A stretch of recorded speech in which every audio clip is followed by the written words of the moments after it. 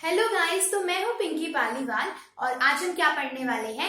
आज हम टेस्टिस का थोड़ा सा स्ट्रक्चर पढ़ेंगे और यहाँ पर हम क्या पढ़ने वाले हैं। मेन जो हमारे सेमिनिफेरस ट्यूब्यूल्स होते हैं उसकी वॉल के अंदर जो आपके पास में दो इंपॉर्टेंट सेल्स होते हैं, यानी कि एक तो सर्टोली सेल्स और दूसरे कौन से प्रेजेंट होते हैं, स्पर्मेटोगोनिक सेल्स और लेडिंग सेल्स का यहाँ पर फंक्शन करने वाले हैं। ठीक है, क्योंकि इनसे डायरेक्टली क्वेश्चन बनता है हमारे पास में, स्पेशली सर्टोली सेल्स से एंड लेडिंग सेल्स से। ठीक है, तो देखो सबसे पहले अगर हम बात करें कि टेस्टिस के डायमेंशंस क्या क्या होते हैं, तो टेस्टिस हमारी 4 to 5 सेंटीमीटर तो लंबी होती है, यानी 4 to 5 सेंटीमीटर इनकी लेंथ होती है, 1 to 2 सेंटीमीटर इनकी ब्रेड्थ होती है एंड 2 to 3 सेंटीमीटर इनकी क्या होती है, विड्थ होती है।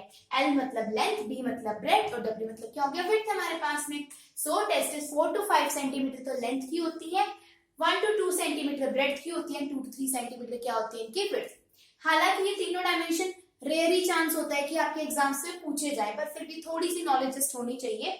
उसके बाद में जो टेस्टिस की जो वॉल होती है ना, जो टेस्टिस की वॉल क्या होती है, उसके अंदर दो लेयर प्रेजेंट होती है। एक लेयर होती है आउटर वाली और एक होती है इनर वाली। आउटर लेयर को बोला जाता है ट्यूनिका वेजिनालिस और अंदर वाली लेयर को बोला जाता है ट्यूनिका एल्बुजिनिया। ठीक है, हमारे पास में ये दोनों नाम हमने से लास्ट वीडियो के अंदर भी पढ़े थे। So tunica vaginalis and tunica albuginea.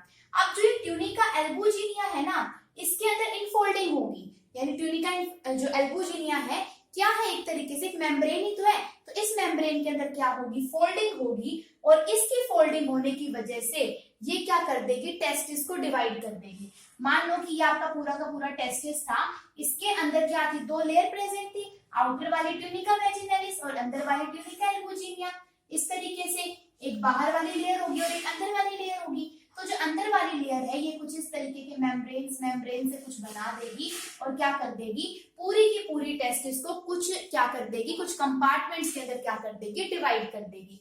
ठीक है, सो ट्यूनिका एल्बुजिनिया की इनफोल्डिंग होगी, यानी ये फोल्ड होगी और ये डिवाइड कर देगी टेस्टिस को 250 to 300 लोब्यूल्स के अंदर, यानी 250 से 300 लोब्यूल्स के अंदर इसको डिवाइड कर देगी। और हर एक लोब्यूल के अंदर फिर क्या होते हैं, 1 से 3 सेमिनिफेरस ट्यूब्यूल्स प्रेजेंट होते हैं। ठीक है, क्या हुआ, ट्यूनिका एल्बुजिनिया के अंदर इनफोल्डिंग हुई, इसने टेस्टिस को डिवाइड कर दिया 250 से 300 लोब्यूल्स के अंदर और हर एक लोब्यूल के अंदर फिर क्या है आपके पास में 1 से 3 सेमिनिफेरस ट्यूब्यूल्स। अब देखो जो हर एक टेस्टिस होती है ना, ईच टेस्टिस के अंदर कम से कम 750 to 900 क्या प्रेजेंट होते हैं, सेमिनिफेरस ट्यूब्यूल। दो टेस्टिस होते हैं ह्यूमंस के अंदर, तो हर एक टेस्टिस के अंदर 750 to 900 सेमिनिफेरस ट्यूब्यूल्स प्रेजेंट होते हैं। ठीक है, ये तो मैंने जनरल पॉइंट बता दिया। अब क्या होता है, जो सेमिनिफेरस ट्यूब्यूल्स होते हैं सारे के सारे ये वाले नहीं, कुछ सेमिनिफेरस ट्यूब्यूल्स जुड़ेंगे और वो क्या बनाएंगे, ट्यूबुलाई रेक्टे बनाएंगे। ठीक है, सेमिनिफेरस ट्यूब्यूल्स ज्वाइन करेंगे और फिर क्या बनाते हैं, ट्यूबुलाई रेक्टे बनाते हैं।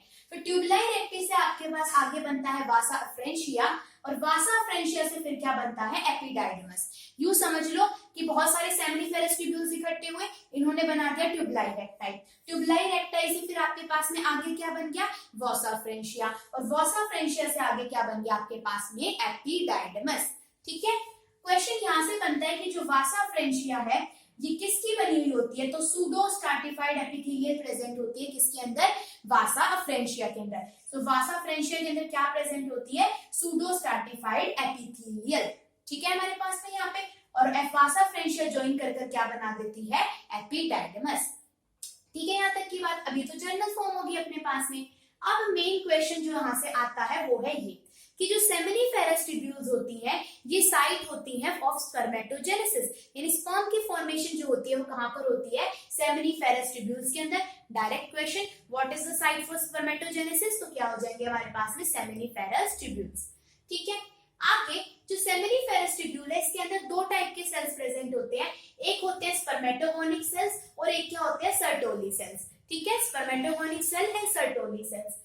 तो जो स्पर्मेटोगोनिक सेल होते हैं ये क्यूबिक स्टेक्ड सेल्स होते हैं, मतलब क्यूब जैसा क्यूब होता है ना, जैसे बहुत सारे क्यूब जुड़ जुड़ के, तो ऐसे इनकी क्या होता है, स्ट्रक्चर होता है किसका, स्पर्मेटोगोनिक सेल्स का।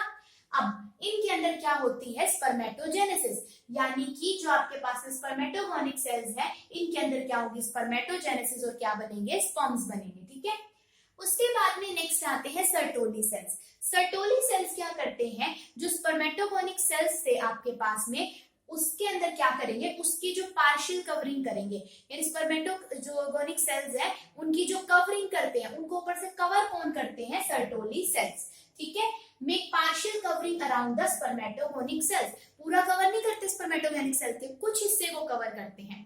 अब ये तो हमें भाई सर्टोली सेल वाला क्वेश्चन तो पक्का होता है, हर साल एग्जाम में आता ही आता है।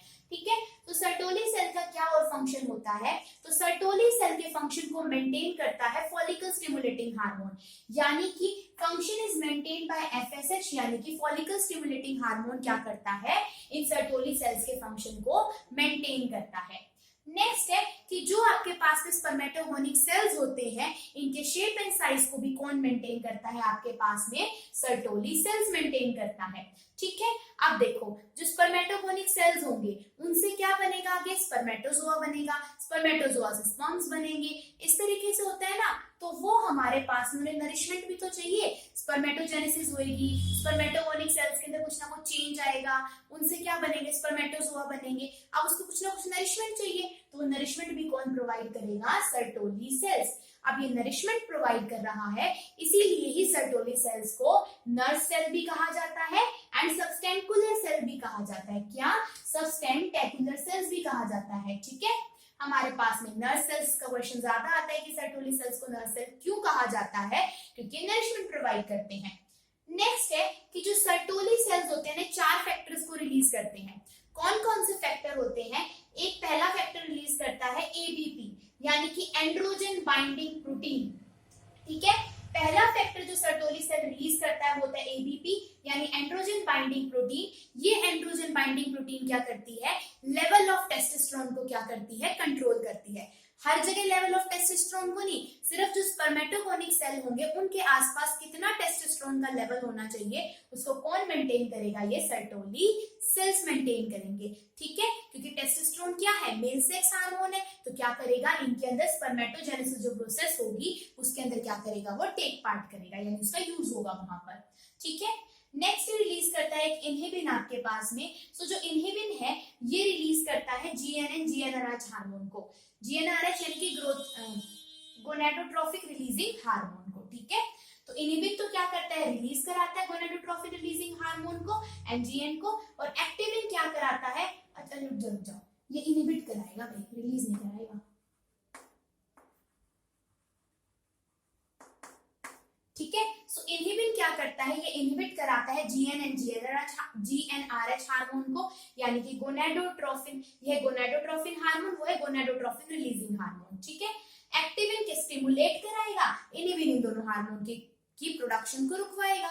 ठीक है, सो इनहिबिन तो इनहिबिट करता है इन दोनों हार्मोन की लेवल को, और ये क्या करता है, प्रमोट कराता है, मतलब रिलीज कराएगा इन हार्मोन्स को। एक होता है एएमएफ, एएमएफ जो होता है इसको बोलते हैं एंटी मुलेरियन फैक्टर। कई बार ना पूछ लिया जाता है कि जो सर्टोली सेल्स होते हैं वो कौन कौन से फैक्टर्स को रिलीज कराते हैं, तो वो 4 फैक्टर्स होते हैं, ABP, inhibin, activin and AMF, यानी एंटी मुलेरियन फैक्टर। सो जो एंटी मुलेरियन फैक्टर होता है ये क्या करता है, प्रमोट करता है और फॉर्मेशन कराता है मेल डक्ट सिस्टम को। ठीक है, यानी जो मेल डक्ट सिस्टम होता है उसको प्रमोट कराता है, उसकी फॉर्मेशन कौन कराता है, एएमएफ, यानी कि एंटी मुलेरियन फैक्टर आपके पास में। ठीक है, यहाँ तक की बात। अच्छा, अब ये तो हो गए सर्टोली सेल्स के रोल। ठीक है, सीधा 2 नंबर का क्वेश्चन बनता है थ्योरेटिकल पेपर के अंदर, और एमसीक्यू में तो क्या दे देगा, या तो असर्शन रीजनिंग करके दे देगा कि ये इसका सही एक्सप्लेनेशन है या नहीं है, या फिर एमसीक्यू में पूछेगा हमसे। ठीक है, जो ये लेडिंग सेल्स हैं ये सेमिनिफेरस ट्यूब्यूल्स के अंदर नहीं प्रेजेंट, ये अलग से प्रेजेंट है। सो लेडिंग सेल्स को ही क्या कहा जाता है, इंटरस्टिशियल सेल्स। ओके, सो लेडिंग सेल्स को ही क्या कहा जाता है, इंटरस्टिशियल सेल्स। और ये क्या रिलीज करते हैं, टेस्टोस्टेरोन को रिलीज करते हैं under the influence of ICSH hormone and LH hormone, यानी कि ल्यूटेनाइजिंग हार्मोन।